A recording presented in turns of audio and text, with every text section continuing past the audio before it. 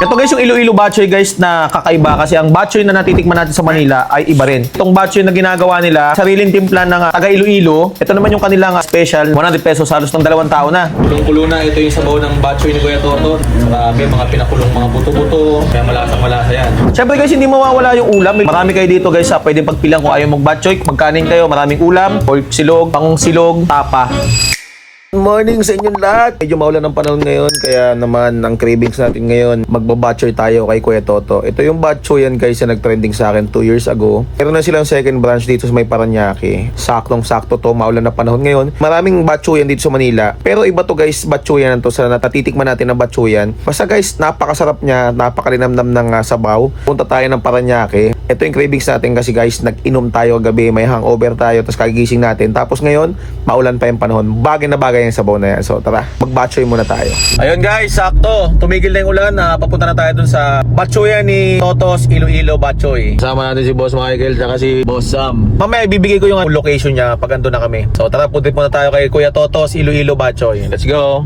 So ito na guys, so andito na tayo. Pag nakita nyo tong Shakey's na to, yan Shakey's tapos peri-peri, pasok na kayo dito. Ayan to ng Marian Road. Ayan, Marian Road. Ayan, yan. Tapos diretso lang kayo, makikita nyo na yung pwesto dito ni Kuya Toto, si Iloilo Batchoy. O, ito na yung pwesto ni Kuya Toto, si Iloilo Batchoy. Ito yun, o, ayan. Nakikita nyo na agad yan. Dito na tayo sa pwesto ni Kuya Toto. Pag nakita nyo tong gate na to na kulay brown, andyan naman yung pangalan ng gate. Ayan. Tapos ito yung pwesto ng Toto, si Iloilo Batchoy. Ayan.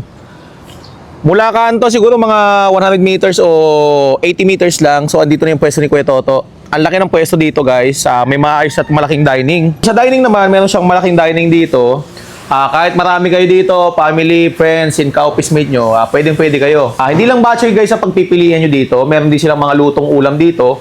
Kaso, pagdating namin, ubus na. Sinugod sila ng mga customer dito. Marami kayong pagpipilian dito. Meron silang batchoy dito. Syempre, mawawala. Ayan yung mga presyo ng batchoy nila. Post nyo na lang yung video para pagpunta nyo dito, alam nyo na yung mga o-orderin nyo. May mga silog meals din sila dito guys. Solid yung mga silog meals nila. Ayan. Pero syempre, yan, dadayuhin natin dito.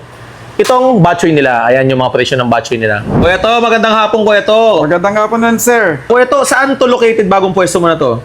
Dito, sir, sa...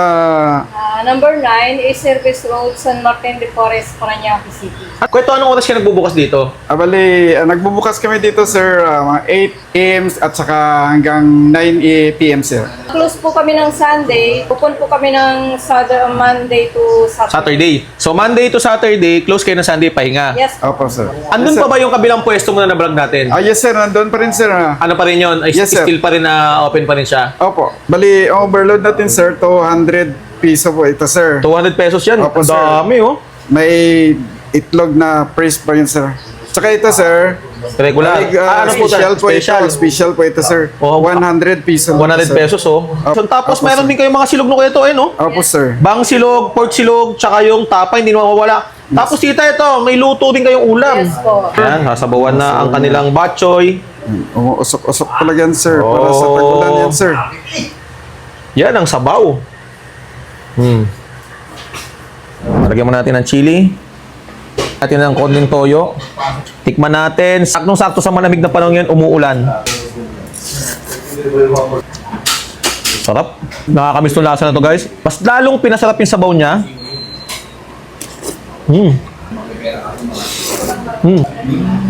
Ang sarap ng sabaw. May dalawang fresh na itlog akong pinalagay dito. May kasama tong boiled egg kaso naubusan doon sila kaya fresh na lang binilagay ko. Sarap. Nagsabaw, ganito yung guys oh.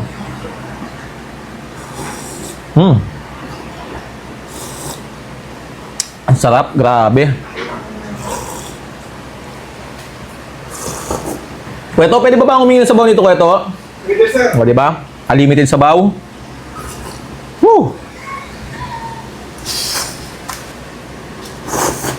Sa ulam. Uy, sarap nito ah. Parang lutong pistahan. Sarap. Kakaibang igado siya. May atay, may laman loob, may isaw.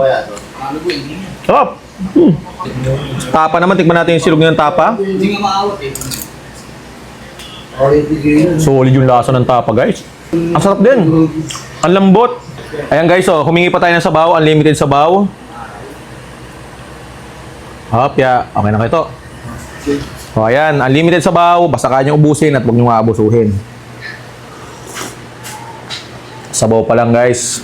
Solve ka na dito. Guys, hindi ko to makakain na special nila kasi ito palang overload. Solid na. Talagang busog na ako. Tapos yung ibang silog, kakainin ko na, magpuputit na muna ako. Sa mga gustong matikman itong nagsasarapan na pagkain ng Iloilo Batchoy at ang napakasarap na batchoy ay pumunta lang kayo dito sa may lugar ng Parañaque.